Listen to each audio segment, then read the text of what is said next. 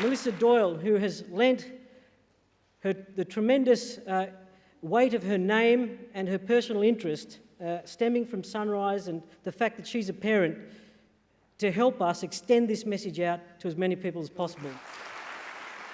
I actually jumped at the opportunity to come along tonight and to moderate because I'm a parent of two Generation Zers, I think I can call them that. They're only little, 5 and 8, I've got a long way to go. But probably like a lot of you in the room here, I'm craving for information on how I can manage and what I can do and how I can basically guide my two children through the next 15 years and beyond. I think parenting is one of those things that we make up as we go along, and you hope that you're doing okay, and you sort of look at them every day and think, all right, so far so good.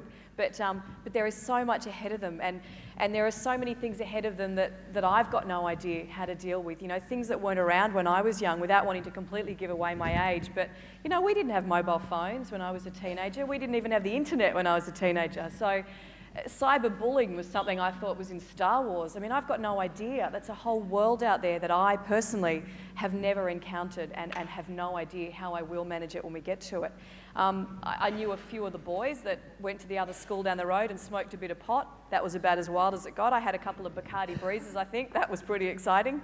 I think the fact that I knew all the words to Boy George's Karma Chameleon and had a crush on George Michael before he got sprung in the dunny and forced out of the closet was about as wild as I got in my teenage years. So I'm a little bit nervous about what my children are going to be facing in the year 2000s and beyond. Tonight we are going to hear from an array of experts. They really are incredible. Their knowledge is far-reaching, their experience is even more so, which is, I think, really where it counts. We're going to talk about all sorts of things from managing bullying, drugs and alcohol, sex, and protecting our children physically and emotionally, which I think is so very important. Hopefully we'll all go home tonight a little wiser, armed with a bit of knowledge that can help all of us tackle some of those issues and guide our children to the life that we want them to follow, the path that we want them to go down. Now, as Ramesh said, there'll be a chance a little bit later on to put some questions to our panel of experts, so you'll be able to submit those and I'll read them out for you. Ramesh is going to be the keeper of the time, so we'll have all of them up here for a chat so we can cover as many things as possible. I would like to introduce you now to our first speaker of the evening. He's a lovely man. I've come to know him on Sunrise and I think he's wonderful. Everything he agrees with, I sit there, everything he says, I sit there nodding, agreeing with, going, yeah, that makes so much sense. So I don't know about you, but I like to hear someone that just makes sense, says it like it is. None of this sort of, you know, mamby-pamby, hullabaloo psychology speak that means nothing. His name is Dr. Michael Carr-Gregg. He is one of Australia's highest profile psychologists. After 7 years as an associate professor in the Department of Paediatrics at the University of Melbourne, Michael now runs a successful private practice in Melbourne. He's married, he has 2 boys, so he knows what he's talking about. He's the author of 5 best-selling books on adolescence and a founding member of the National Centre Against Bullying. He is also an official ambassador for the National Depression Initiative Beyond Blue, Reach Out, Livewire, as well as Mind Matters. So he obviously has a lot of spare time. He's also a regular on Sunrise, and for that we're very, very grateful. And he supports Hawthorn, just thought I'd throw that in. So if you can please, a very warm welcome for Dr. Michael Carr-Gregg. Our next guest is Susan McLean. Now, Susan is Australia's foremost expert in the area of cyber safety and young people and was a member of the Victorian Police Force for 27 years. She's widely known as the Cyber Cop, and she was the first Victoria police officer appointed to a position involving cyber safety and young people.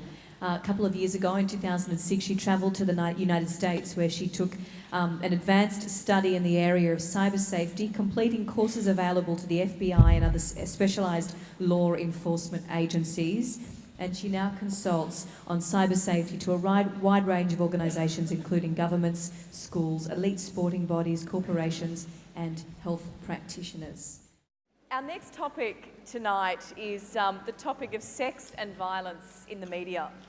Julie Gale is a comedy writer and performer and has performed one-woman shows at the Melbourne International Comedy Festival. Now, she's the founder of Kids Free to Be Kids and is actively involved in raising public, corporate and political awareness about the sexualisation of children.